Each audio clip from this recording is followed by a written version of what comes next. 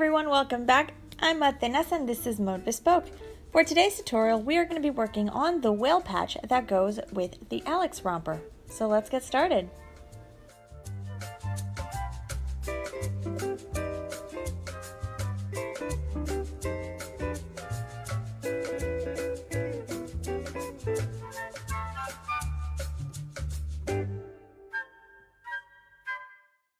So for our materials today, you're going to need a Tunisian crochet hook. It will have to be a Tunisian hook. I'm using a 4mm hook, and this is for blankets, but you can use the aluminum ones if you want to. You're going to need 2 skeins of yarn, and these are going to be in different colors, because one's going to be for the whale and the other for the patch.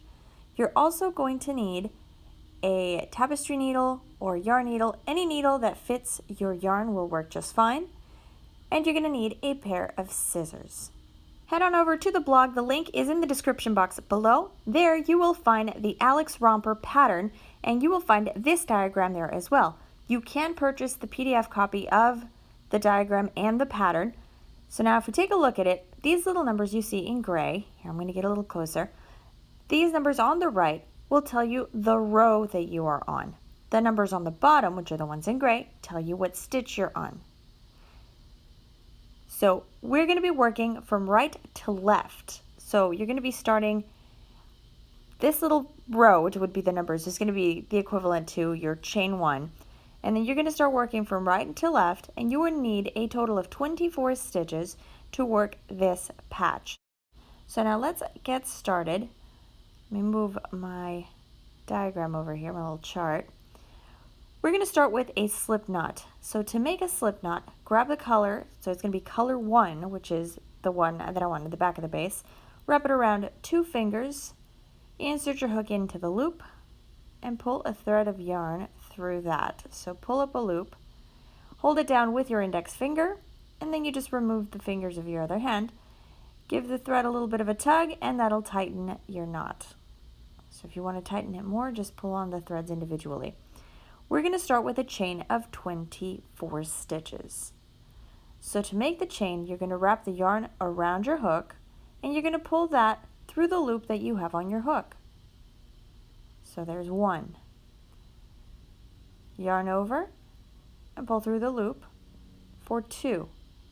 Yarn over, pull through the loop for 3. Continue adding stitches to your chain until you have a total of 24 stitches.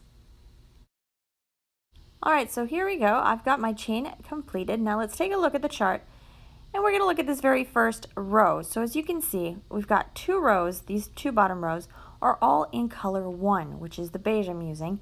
And then we're going to move on to the blue stitches, which is color 2. So to make the first 2 rows, we're going to start with a cast on. So to cast on, you're going to need to look at your stitches. Look, see, these look like little V's. We're going to go into the second stitch from your hook. So insert your hook into that second stitch, yarn over, and pull up a loop. And leave that loop on your hook. So now we have 2. Go into the next stitch, insert your hook, yarn over, and pull up a loop. And that's 3. Insert your stitch, or your hook, sorry, yarn over, and pull up a loop. Alright, so now we have 4. Continue to pull up a loop for every stitch of your chain. You're going to end up with a total of 25 stitches because that first one is going to count as one of the loops on your hook. So keep looping, and I'll see you here in a minute. Alright, so once you have all of the loops on your hook, you should have a total of 25 loops on your hook, because remember we had 1 loop on our hook already. So it's time to do our very first return row. All of these return rows you're going to work the same. So like in regular crochet, when you work single crochets, you start with a chain 1. We're going to do the same because this is equivalent to what a single crochet would be. So to do a chain 1, you're going to need to yarn over and pull through 1 loop on the hook. So yarn over and pull this loop off of the hook. So pull through 1 loop. So that's our chain 1. Now for the rest of the return row, you're going to yarn over and pull through 2. So here's 1 loop and then 2 loops. So we got 1, here's another one, 2. Let's do that again. yarn over and pull through 1, 2, yarn over, pull through 1, 2. And you're going to continue doing this until you get to 1 loop on your hook. So just yarn over and pull through 2 until you get to the end of the row, and I will see you there. So we're here, I've got 1 loop on my hook, and we have completed our very first row. So now for our second row, we're going to skip this first stitch. So if you see these little vertical lines, this one right here is the first stitch. We're going to skip that. You're going to see that a lot in Tunisian crochet, and we're going to be working a knit stitch. So we definitely have to skip this, otherwise we're going to risk increasing our work. So going into the next vertical stitch, there are 2 loops to this stitch. There's a front loop and a back loop. If I turn my work here to the side, you'll be able to see it. So here's the front loop and the back loop. We want to insert our hook in between both of those loops. So let me get set up again. So skipping the first stitch, move on to the second one and insert your hook between the first loop and the second loop, so behind that top loop, and insert it all the way through. So let's do that again. You're going to go under the top loop and just insert it through towards the back, and here's the back loop. So you want your hook to be in between that stitch. And now just pull up a loop. Let's go into the next stitch. So we're going to do this in every single one of the vertical stitches. So remember, you're going to insert your hook in between both threads of the stitch. And then just push it all the way to the back of the work and then pull up a loop. So we'll do it over here in this one. We're going to insert our hook, see, right behind that top loop, all the way through the work. And similar to when you cast on, you're going to want to pull up a loop for every single one of the stitches in the row. So let me pull up all of these loops and I'll see you at the end of the row. So we're on the last 2 stitches of the row, and this one's a little different. So we have our second to last stitch, and then this last stitch, it's kind of hidden here on the side.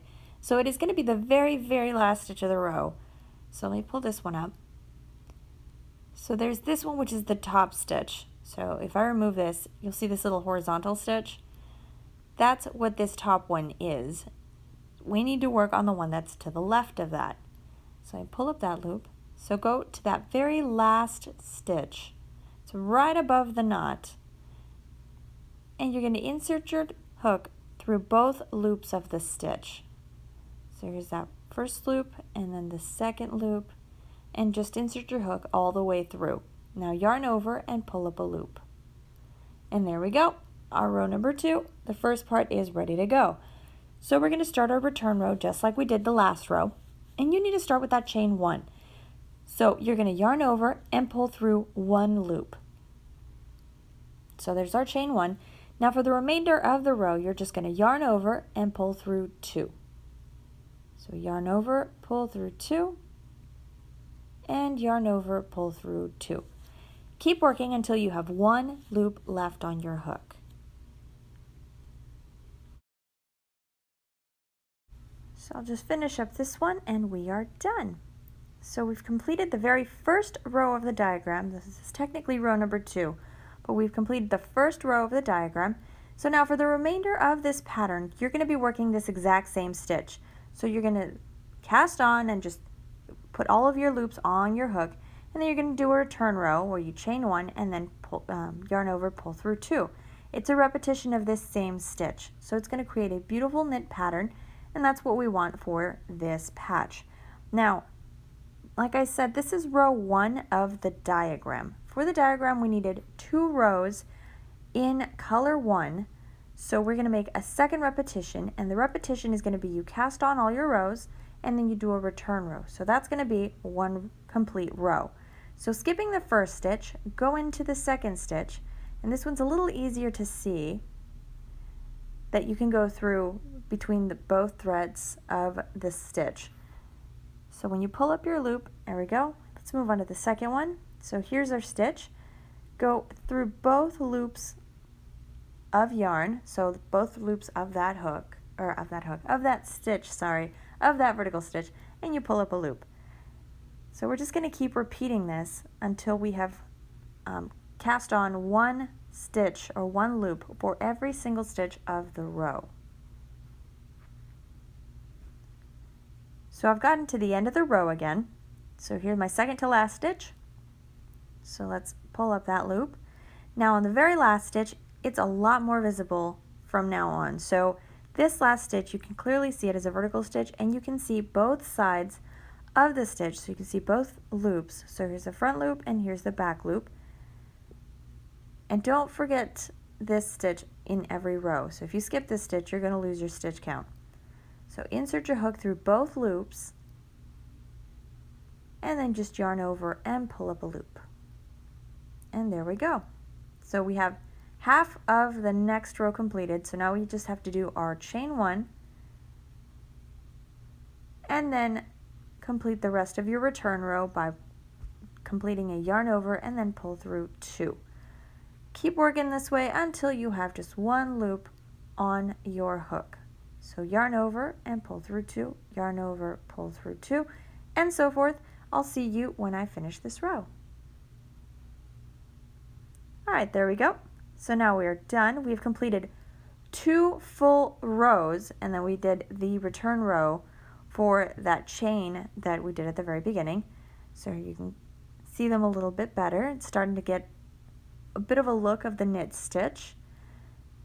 So you're going to notice that it's going to start to roll up. That's okay. I'll show you how to unroll your work later on so that it will lay completely flat. But for now, let's just focus on getting all of our stitches in, and then we can worry about unrolling our Tunisian work a little bit later. So now let's go to our diagram, and we are now on row number 3. So that very first return row we did was to complete the chain row. I just noticed I missed number 1 here, so I'll go through and fix this chart so that I have all the correct numbers on here. You do still need to start with 24 stitches, don't worry. So going back to the diagram, we completed 2 rows of just the regular Tunisian crochet in white. So we did 1 cast on row and then 1 return row, and that completed 1 full row. We did 2 of those, so now we're on row number 3. So go through and count our stitches, which we need. We're going to need 10 of them since I missed the number 1 here. So we need 10 stitches in white before we move on to the blue, which is going to be color number 2. So complete 10 stitches in white. So let's get set up again. We're going to skip that very first stitch, go into the second one, and we're just going to pull up 10 loops. So we're at 2, 3, 4, 5, 6, 7, 8, 9, and 10. You will have a total of 11 loops on your hook because you already had 1 loop already there. That one doesn't count. So you cast on 10 stitches, so you'll have 11 loops. And now we have to introduce color number 2. So grab whatever yarn that you chose to use for this, and let's see how many stitches we need. So I think it's 9. It's 2, 3, 4, 5, 6, 7, 8. All right, 9. So we're going to have to cast on 9 stitches in color number 2. So let me grab my thread here. You're going to need to leave a nice long tail. Just wrap the yarn around your hook and just hold it down. So see, we pulled up a loop, and we're going to go into the very next stitch. So see, you need to leave a really long tail of yarn. I didn't do that. I'm just going to hold it down here with my index finger and make it a little easier.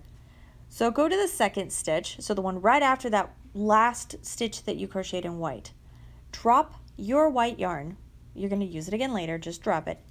Insert your hook into the stitch and use the thread that is still connected to your yarn skein, okay? So use that thread and pull up a loop. So there we go. Now we have 1 stitch. We need to pull up a total of 9. So let's pull up another one for 2, 3, and 9. All right, so I just skipped ahead so that we had all 9 stitches. This thread, we don't need it right now, so just let it hang somewhere, or I'll even pull it to the front so it stays out of the way. But let's move on to our chart again, our diagram. We're going to complete the rest of the row in color 1, which is white. So you're going to grab your white yarn, just drop the blue one. You're going to be using it again later. Don't cut it. Grab your white yarn and pull that across and insert your hook into that next stitch. You're just going to leave it. Don't pull on it too tight. So I'll show you here what I mean in a minute, because it'll scrunch up your work and then you won't be able to fix that. So insert your hook into that very first white stitch, the one that's right after that, and leave a really loose tension. So just kind of tug on your work a little bit to make sure you haven't tightened it up. And then complete the rest of the row. Don't forget this very last stitch, which is often forgotten, so don't forget about it. There we go, and you've pulled up a loop. And there we go. We have our first row of colors, so that's row number 3, so half of it is done. We have to complete that return row, so complete your chain 1, and then start working on the return row until you get to the blue. Once you get to the blue, so here's color number 2, switch yarn. So you have to do the return row in the color of the stitch. So since we have gotten to blue stitches, we have to complete the return row in blue. So here we go, just drop the white yarn, grab the blue yarn, go yarn over and pull through 2. And just continue until you've done this for every stitch in blue.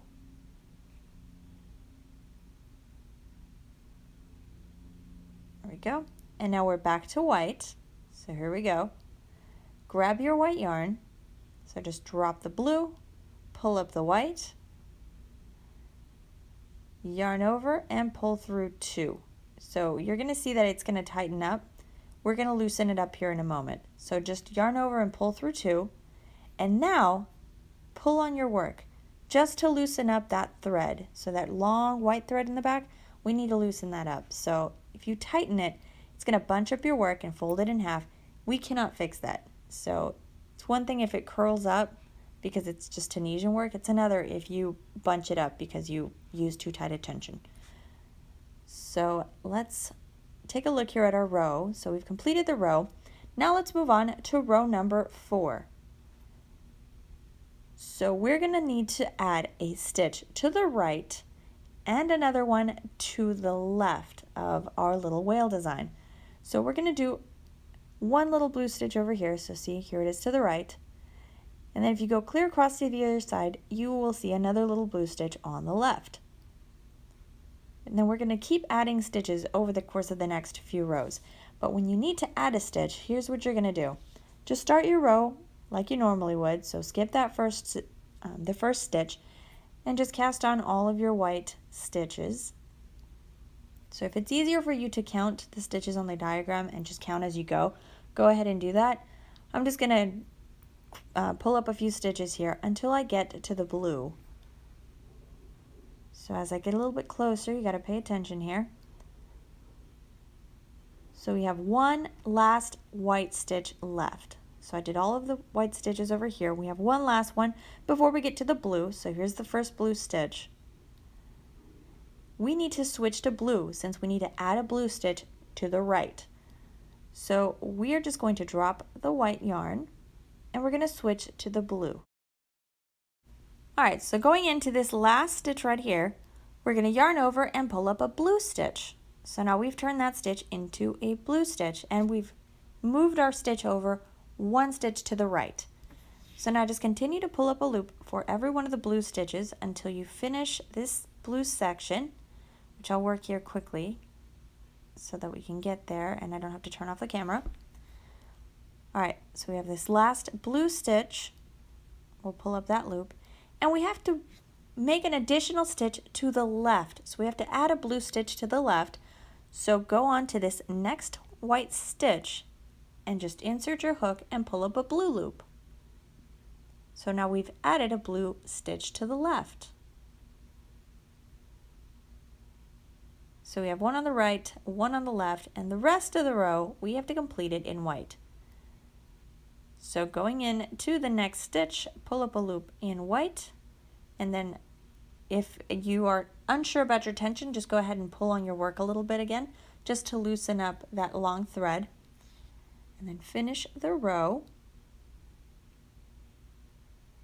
There we go. Let's give that a little bit of a tug. Make sure that this is nice and loose.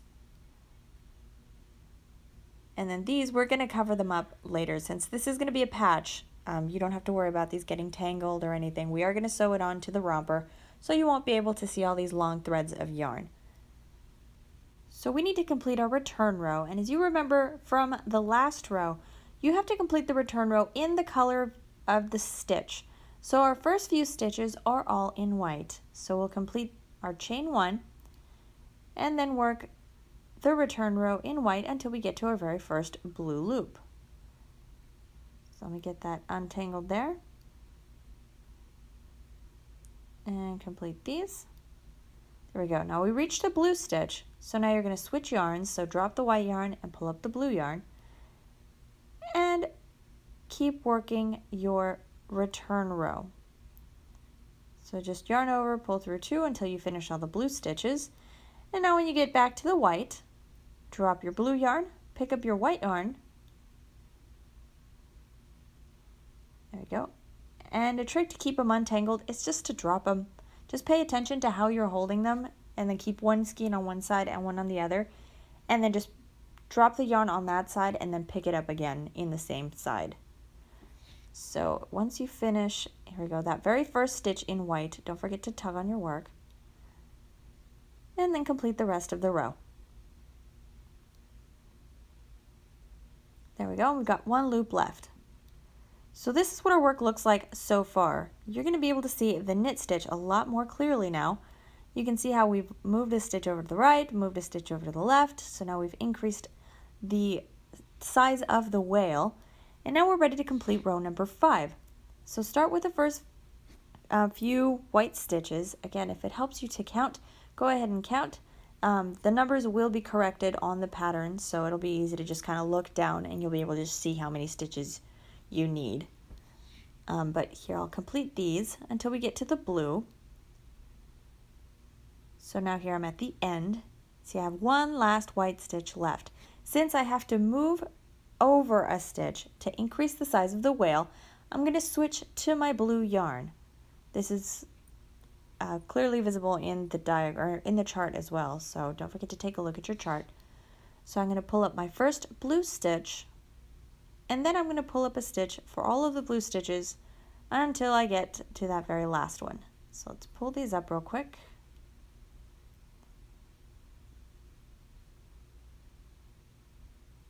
And we are almost there.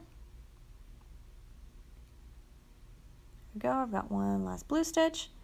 And we need to add one more stitch to the left. So to add one more stitch to the left, we're going to be going into this, or working into, this next white stitch. So just insert your hook and pull up a loop. So we've turned that stitch, that white stitch, into a blue stitch now. And now we can complete the rest of the row in white.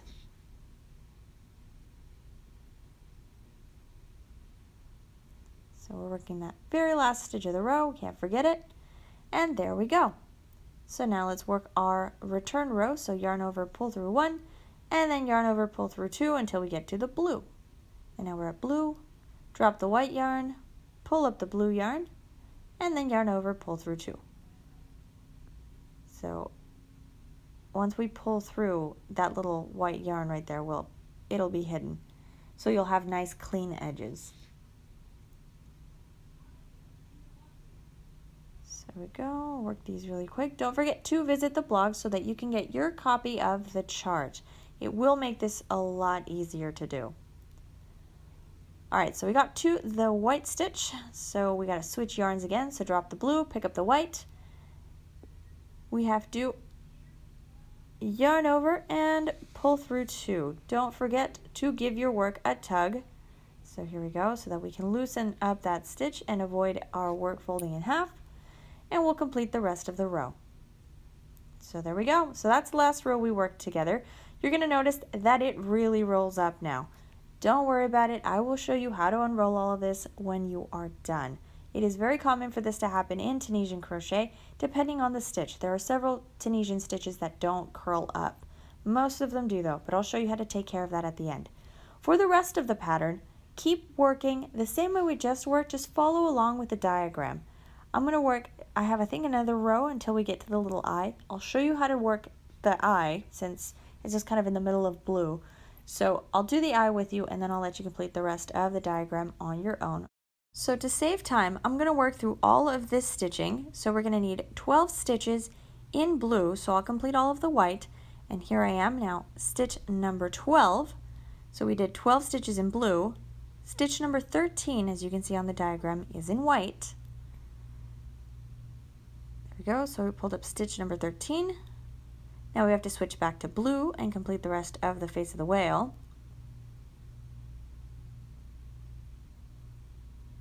There we go.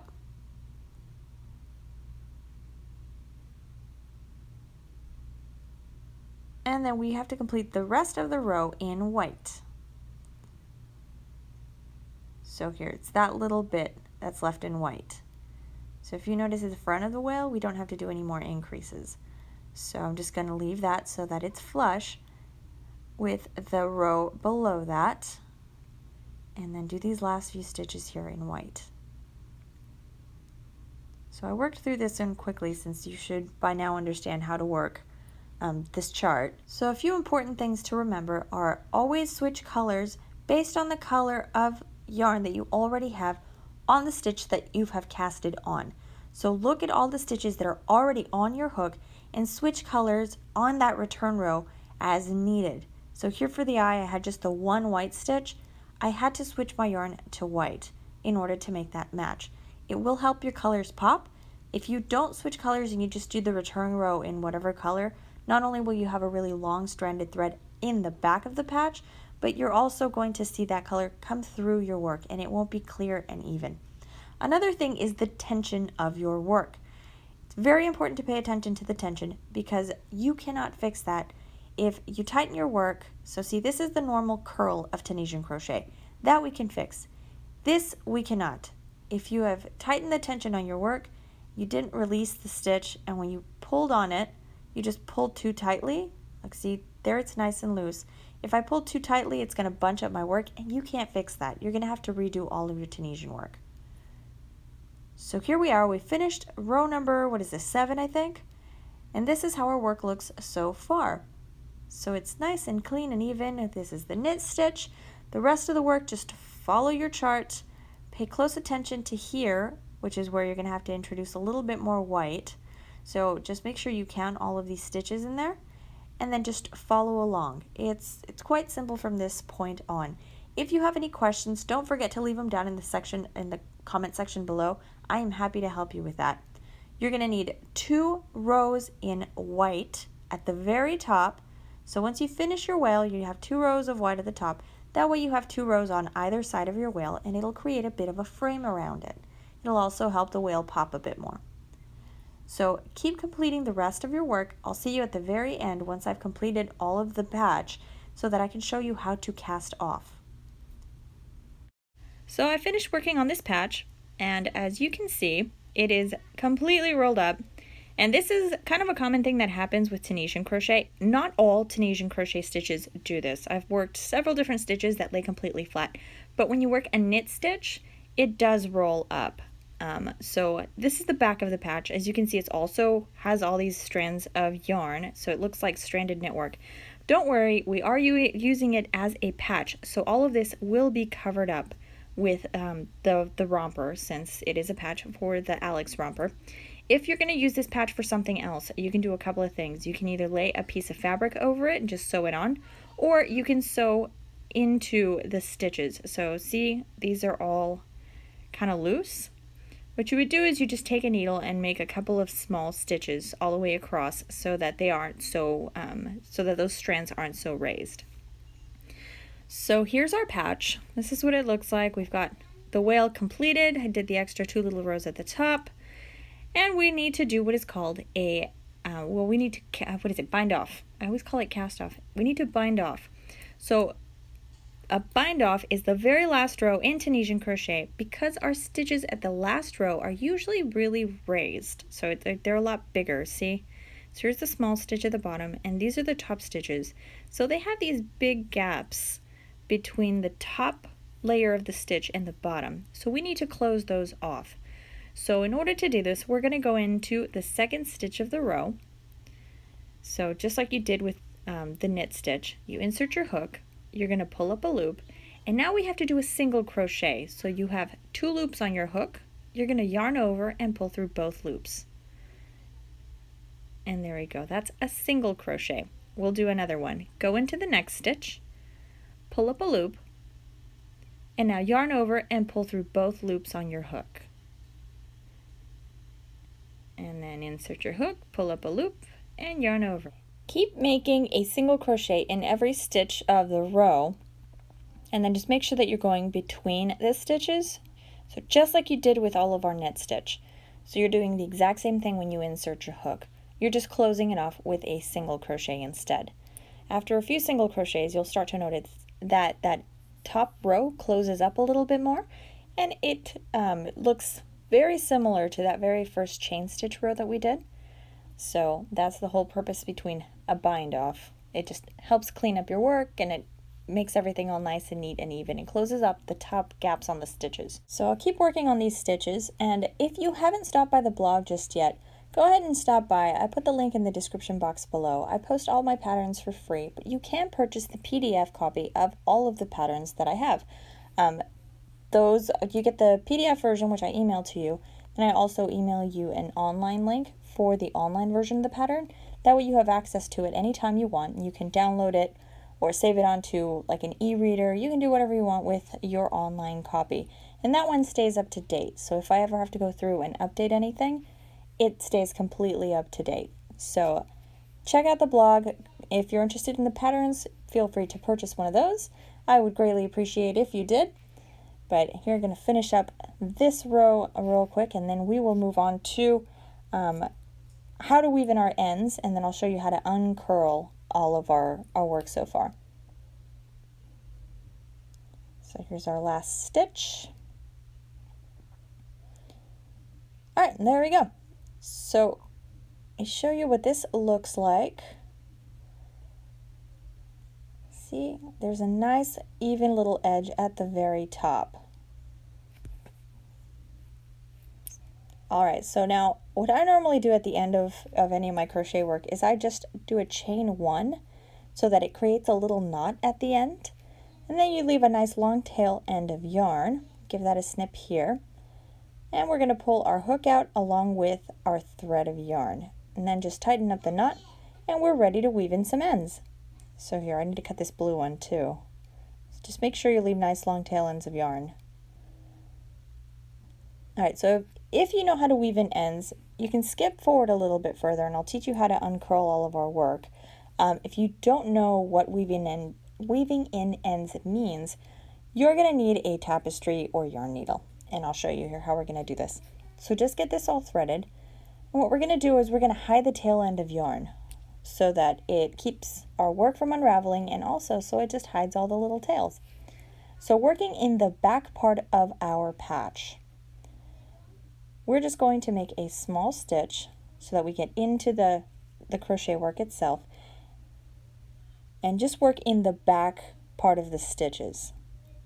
And what you're going to do is just make small stitches in different directions every time. So normally I like to work in a bit of a square shape and just kind of sew little squares in the back part.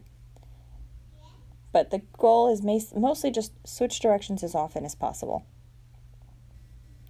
So I'll do a couple of stitches, and then once your thread is too short to continue sewing, just find a nice long place where you can do a really long stitch, and to make sure that you're only working the back part of the stitch, okay, so it doesn't show through the front. And then just do one long stitch, and then if you have a little bit of yarn left, a little tail end, you can just pull on it, cut that little bit, and then when you tug on your work, it should hide it in. And that's how you weave in ends. You're going to need to do that a few more times because we have a couple threads here that are loose.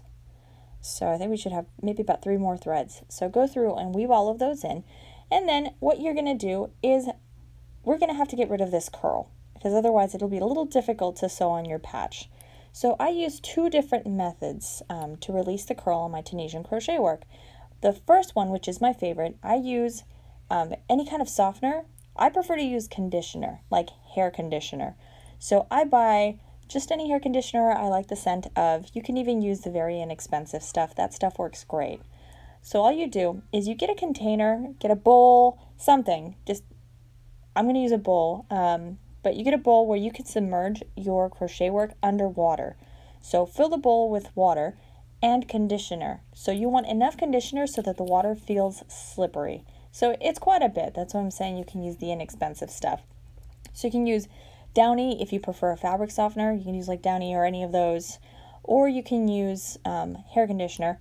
And you're just going to soak it for like 30 minutes. And then after 30 minutes, just pull your work out and start massaging the work. So you just kind of work the tension out of your stitches so that it relaxes the stitch. And see, this one isn't as curled anymore. So if you're doing this with a conditioner, it'll definitely loosen up all of your stitching and it'll start to relax it all. So it starts to lay flat. So go through and just kind of work out all of the tension on your crochet work. And then if it still curls up quite a bit, drop it back into your conditioner water and just let it sit there for a little while.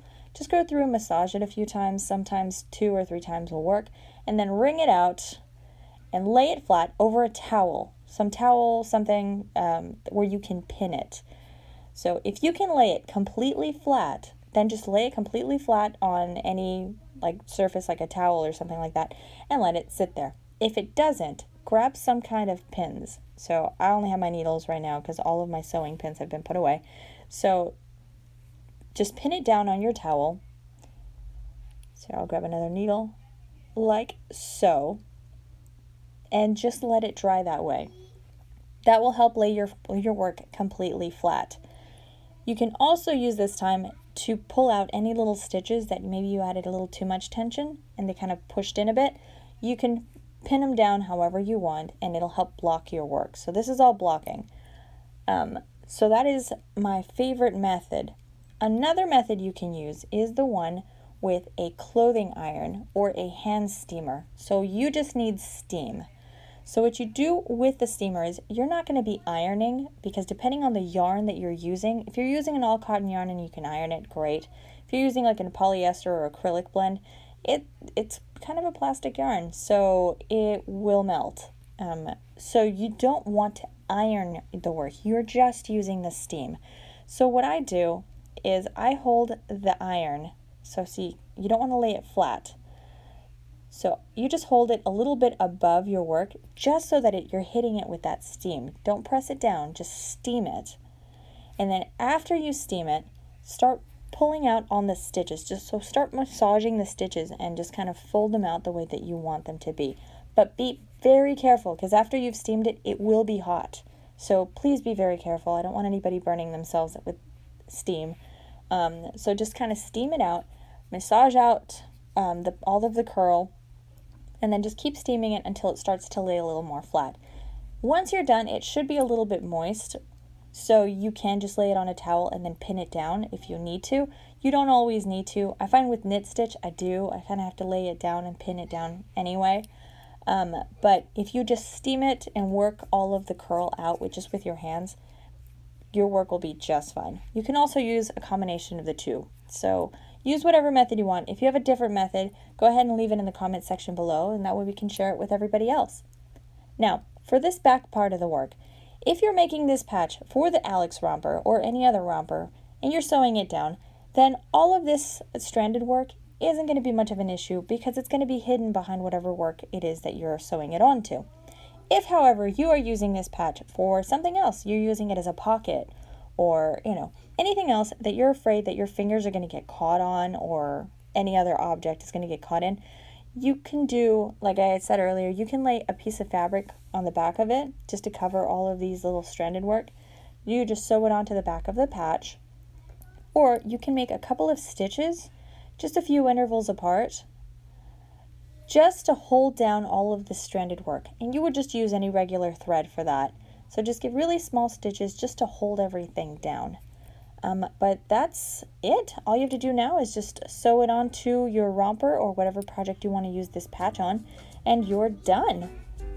Thank you so much, everyone, for everyone who's been watching these video tutorials. I really appreciate it.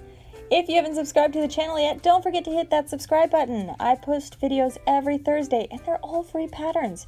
Go check out the blog. The patterns are also for free. The link is in the description box below. If not, it is on the screen right now. Follow me on Instagram. I post all the pictures of my current work and any kind of previews for any of the other work we're going to be doing here on YouTube. Just follow me on Instagram and let me know what you want to see. Thank you so much for watching, guys. Don't forget to like and share, and I will see you all again next Thursday.